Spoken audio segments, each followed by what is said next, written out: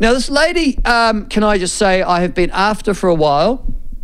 And in fact, I'll introduce her now, bring her onto the show, and then I will introduce her properly. Kaitlin, I have been after you for a while. Welcome to the show. Thank you. I don't That's mean a that. lovely intro. Well, I don't mean that as a stalky way, but you know what I mean. I've been Yeah, slightly creepy, but no, that's all right. That's right. Yeah, that's right. Particularly when it's old men too. It gets worse. Listen, Kaitlin, you just to explain, Kaitlin Dawson is who we're talking to. You head up an organisation that is looking at food waste in this country. Yeah. And perhaps you could explain to me how on earth you got into that particular role. Well, I suppose I fell into it. It's probably not the best answer. I've been in waste minimisation probably for the better part of 10 years, and I'm originally from Australia, guilty as charged, and I ran a waste behaviour change consultancy there. But that really started from collecting coffee grounds, because in Melbourne we're a little bit obsessed with coffee, and realising that instead of it going to landfill where it emits greenhouse gases, we could take it to community gardens where it's really good for compost. Anyway, that escalated over 5 years, where people actually started realising that food waste is amazing resources and shouldn't end in landfill. And I think for me, I just realised that this is something that I could do that could leave the nature that I love in the way that I love to experience it a better place, while also bringing community together. Because for me, food waste is a really simple problem, and I think when you talk to most people, they agree we shouldn't waste food. So it was one that kind of excited me, I guess. So I just followed my nose, and here I am. Okay, now, and that's the issue that's, I have been lectured. See, I'm a dreadful food waster, I've got to be honest with you. Okay, well, we'll start with you then. No, well, actually do start with me, because I'm pretty illustrative. I was a single dad, so I tend to do all the shopping. I have done all the shopping, obviously, and the cooking. Not so much of the cleaning, but the shopping and the cooking in our family. And therefore I purchase what we're going to eat as a family of 5 of us. Wow. I'm interested in, and I throw out food all the time.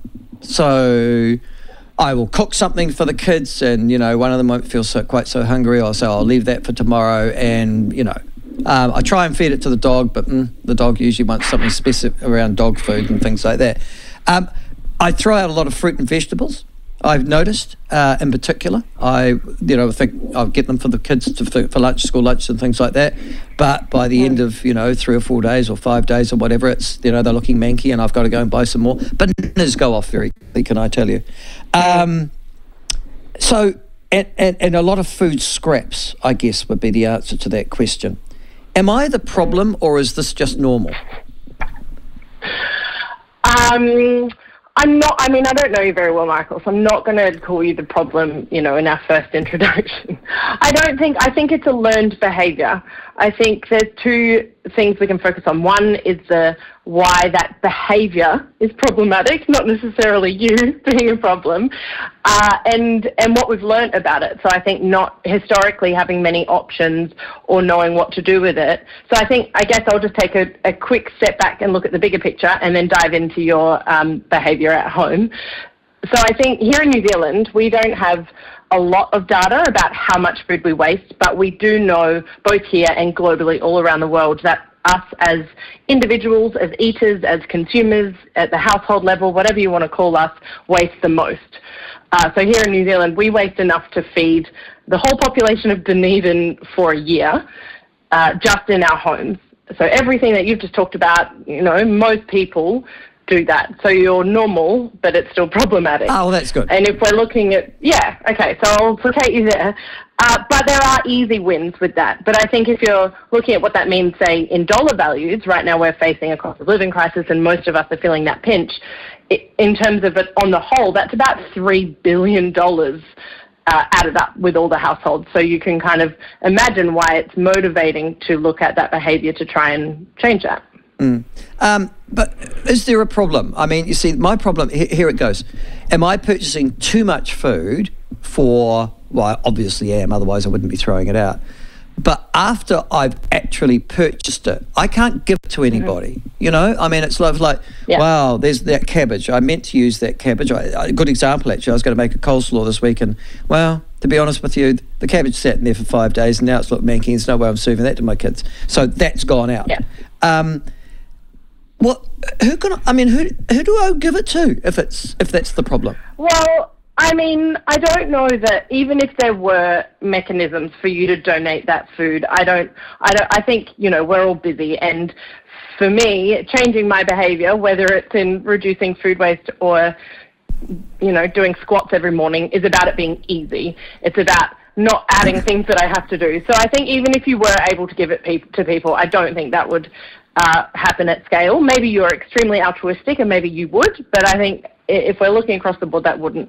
So I'd say it comes back to, it's looking at your shopping, and there are, you know, decisions that are made at other areas that do influence what you buy, different sales, 2-for-1 deals, things like that, that we can kind of purchase on a whim and not necessarily use it later. But then once you get it all home, then, you know, the freezer is an amazing pause button. That's how we like to look at it. So it's about actually being aware of what's in your fridge, what's happening to it. If you check it every few days or even every week before you do a shop, you can generally get that cabbage before it's manky and turn it into something. I don't know if you've ever made okonomiyaki, which is like, I think it's a vegetarian, a Japanese, like pancake. And it's basically a throw in whatever veg you've got left. You can do it with stir fries or anything. So there are those solutions, or popping it in the freezer for your next veggie stock. Those sorts of things that you do just have to be a little bit more onto it to make sure you catch it before it's reached. So I mean, okay, so basically I am the problem. I guess that's the point that I'm trying to establish, Kaitlin, because my purchasing habits at the supermarket are the issue. It's not buying 2-for-1 baked bean cans, which obviously are fine. It's purchasing largely fresh fruit and vegetables. Is that the primary area where we are wasting food? It's actually not. So at households, it's actually bread. Is the main thing that we waste. So I don't know how you find your. No, I've got teenage children. My bread just goes like that. Sorry, no, it's all right. I'm safe. Leftovers is the next thing, and that can obviously be fruit and veg, but it's not the fresh stuff. But our last data on this was, I believe it was 2018, so our behaviours could be a little bit different. Data is really important to understand, but in general, it starts at bread, leftovers, and then the fresh fruit and veg, absolutely. I've noticed that there are, according to the Ministry for Social Development, no shortage of 3 major networks. I think you're one of them on what they call the Food Securities Program or Food Program, the Devlin Food Network, the Aotea Food Rescue Alliance. That must be fascinating, rescuing food, and the Kore Hiakai Zero Hunger Collective. Are you involved with any of those 3? We're not. None of those are our organisations. We know them closely, obviously. So the landscape here, I guess, a really quick overview. The organisation I'm lucky enough to run is called New Zealand Food Waste Champions, 12.3. It is a mouthful, but the 12.3, if you're not aware of them, the Sustainable Development Goals that the UN has set, 12.3 is about reducing food waste. So anyway, we look at the whole system. So food rescue is one part of that. It's an extremely important part because it takes surplus food. So there's lots of food that's left, say, at supermarkets or other food businesses, and it gets that to hungry people. So it's, I guess, putting 2 problems together to get rid of food waste and give it to hungry people. But we kind of take that level up and look across the system. Why is that food wasted in the first place? Is it overproduction? Can that be reduced and sold as intended? Or does that even need to happen? And then we go all the way down the system because, like I said before, decisions that are made at one point, so specifications on what farmers can sell, for example, will influence if there's waste left on the farm. And so it has to kind of be a conversation with everyone at the table and looking at it from a system level to then when it comes down to us as individuals, there's so many decisions that we haven't been able to influence that we then are buying, you know, a certain type of carrot that we might not be able to access the wonky carrots that are actually super delicious and nutritious and influence, you know, waste happening at every stage. Yeah, I guess the government's put over $4 million into yourself and other programs in the last, 24, 48 hours. And I guess the only thing that I'm thinking, and ironically here's me having a go at public education campaigns and saying how ineffective they are, but I'm thinking that would be it, isn't it? That's the only thing that you'd probably do with that money is public education? Absolutely not, actually. Oh, good. Delighted to hear it. So the money you're referring to has come from the Climate Emergency Fund, and their announcement on Wednesday, I believe it was to fund 4 different programs. So the other ones that I'm not here to talk about, but I'll just run through them. One is called Love Food, Hate Waste, which is, I guess, consumer individual focused campaign. Well, that's an education campaign. That is an education campaign. But what I like about this funding is that they've done it multi-pronged, so we have the ability to, I guess, collaborate and work on aligned changes, because the funding that we're getting is for a program called Kai Commitment. So it's a voluntary agreement for food businesses that they sign up for 3 years, and they commit to setting targets, measuring their food waste, which a lot haven't done before, and we make them do it with a really gnarly spreadsheet and get into the nitty-gritty, identify opportunities and hotspots, obviously, and then set actions, all the while collaborating with others in the cohort. So we launched in November, so we're quite new, but we have Countdown, Goodman Fielder, Foodstuffs, Nestle, Fonterra, AS Wilcox, and what was that, 7? No, I've probably missed one.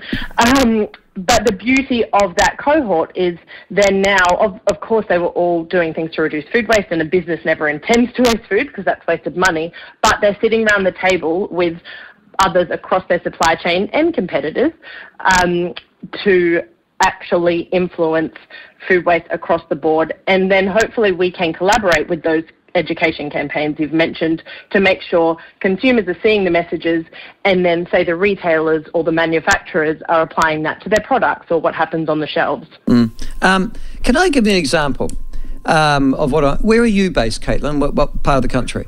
Personally, I'm in Otahi in Christchurch. Okay, all right, you're in Christchurch. I live in central Otago.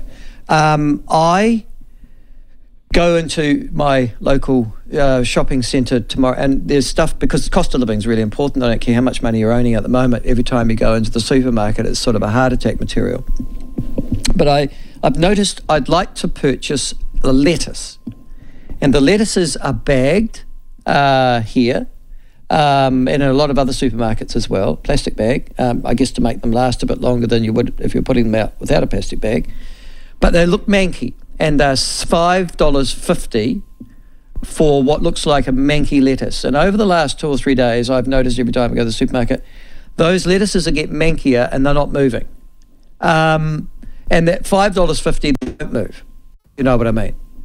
Because that's too expensive for that particular product when it's only just one of, a part of a component of a meal, and we've got a cost of living crisis.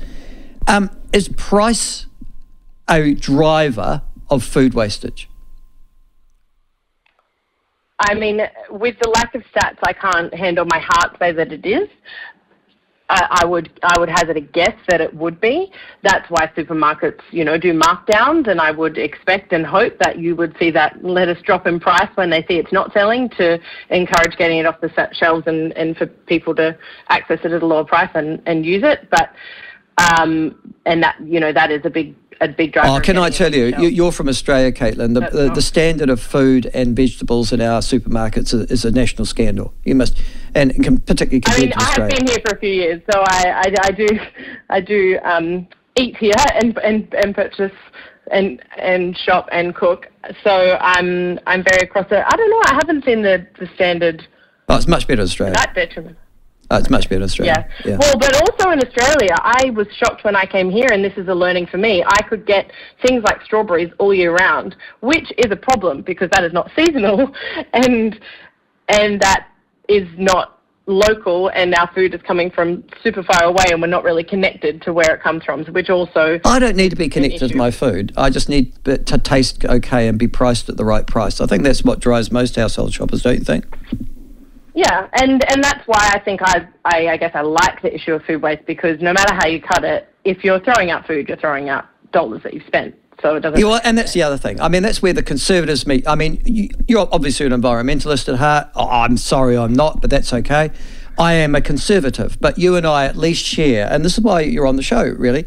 Although you come from that particular view, I come from the you can save money point of view, you know, particularly at a cost of living time, then food wastage and not buying food you're not going to eat is, you know, you would think a good thing to do.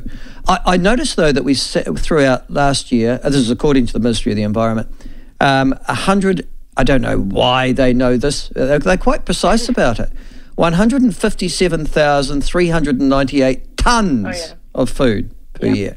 I don't know how they got to the 398, but that was a measurement that was done in the 2018 one I referenced. Oh, okay. That was a physical audit. People went through bins. So that's how and then just extrapolated, presumably. Yeah. Yeah, exactly. But their primary aim seems to be, and in 2018, their primary aim was environmental. This food decomposed, it goes into a tip, it releases methane, blah, blah, blah. I didn't realise how much methane it is. It's about 9% of 4% of the methane in New Zealand, something like 9% of all gases from landfills, which is really quite high. Yeah. But in 2018, I guess I wouldn't have even thought twice about it and said no. But now in 2023, in a cost of living crisis where the cost of food, and particularly of fresh fruit and vegetables, is through the roof, do you think that price might actually solve half this problem? As in reduced prices of food? No, as in because more expensive we'd buy less. As a messaging? Well, no, because food's more. Yeah, you know what I mean? Yeah. Well, I guess it comes down to that behaviour you were describing at the very beginning, that problematic behaviour. Do you think that buying less would change what you're doing at home, or do you think you would still be throwing out the same amount of food? That's a really good question. I think I would not be throwing out the same amount of food if I purchased less, obviously. Yeah. So that cabbage, I mean, and that's the other thing. I mean, busy houses, busy New Zealanders, the leftovers. I mean, I guess, you know, 1,001 ways to cope You choose to go out for dinner and you've forgotten about the cabbage. Yeah, something like that. Except, I think that's fair for most people, but suddenly I bet cafes and restaurants are starting to feel a bit of the blight too with the cost of living too. Suddenly going out for a meal with your family is, you know, it's not in the budget. Yeah. Which increases food waste at those establishments because they're preparing for the customers that they once got and potentially are getting less. And so then how do they plan and prepare? All right. Okay. Kaitlin, so where next from there? So what are you going to do with your money you got from the government? So we've got that for the next 3 years, which is great. And the whole point there is to reduce business food waste by 10%. We've got more ambitious goals, but that's the one we'll put out there, so the one we're going to be held to. And essentially scale it to try and create a business as usual for reducing food waste, not just in our large leading food businesses I mentioned earlier, but in all, because everyone will see that it is a way to reduce costs. All right. Kaitlin, thank you very much for joining us. It's been a pleasure to be in your company. You have a very good weekend. Okay, see you later. Bye-bye. You too.